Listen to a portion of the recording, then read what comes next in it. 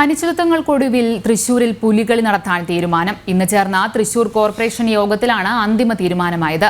പുലികളി സംഘാടനവുമായി ബന്ധപ്പെട്ട വിവിധ സംഘങ്ങളുടെ പ്രത്യേക യോഗം വിളിച്ചു ചേർക്കാനും കോർപ്പറേഷൻ യോഗത്തിൽ ധാരണയായി.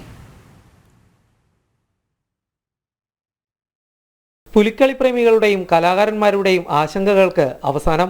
ഇത്തവണത്തെ 4ാം ഓണത്തിനും സ്വരാജ് റൗണ്ട് പുലികൾ കീഴടക്കും. പുലിക്കളി സംഘങ്ങളുടെയും പ്രേമികളുടെയും പരാതികളെ തുടർന്ന് ജില്ലയിലെ മന്ത്രിമാർ കൂടി ഇടപെട്ടതോടെയാണ് പുലികളി നടത്താൻ തടസ്സമില്ലെന്ന് തദ്ദേശ സ്വയംഭരണ വകുപ്പ് അറിയിച്ചത്. എന്നാൽ അന്തിമ തീരുമാനമെടുക്കേണ്ട തൃശൂർ കോർപ്പറേഷന്റെ നിലപാട് നിർണായകമായതോടെയാണ് ഇന്ന് കോർപ്പറേഷൻ കൗൺസിൽ യോഗം ചേർന്ന് പുലികളി നടത്താൻ തീരുമാനിച്ചത്. പുലികളി നടത്തണമെന്നാവശ്യപ്പെട്ട് യോഗത്തിന് മുന്നോടിയായി BJP അംഗങ്ങൾ പുലിമുഖങ്ങൾ ധരിച്ചാണ് കൗൺസിലിന് എത്തിയത്. 9 സംഘങ്ങൾ മുൻപ് പുലികളിക്കായി രജിസ്റ്റർ ചെയ്തിരുന്നെങ്കിലും ഇത്തവണ 6 സംഘങ്ങൾ മാത്രമാകും മത്സരത്തിനിറങ്ങുക. കോർപ്പറേഷൻ തീരുമാനം വൈകിയതോടെ സ്പോൺസർഷിപ്പ് പ്രശ്നങ്ങൾ അടക്കം നേരിട്ട മറ്റ് 3 സംഘങ്ങൾ പിൻവാങ്ങുകയായിരുന്നു. ഇതിനെ തുടർന്ന് സംഘാടനവുമായി ബന്ധപ്പെട്ട് വിവിധ സംഘങ്ങളുടെ യോഗം വിളിക്കാനും കോർപ്പറേഷൻ തീരുമാനിച്ചു. വിവിധ സംഘങ്ങൾക്കുള്ള ധനസഹായത്തിൽ ഇത്തവണയും തടസ്സമുണ്ടാകില്ല.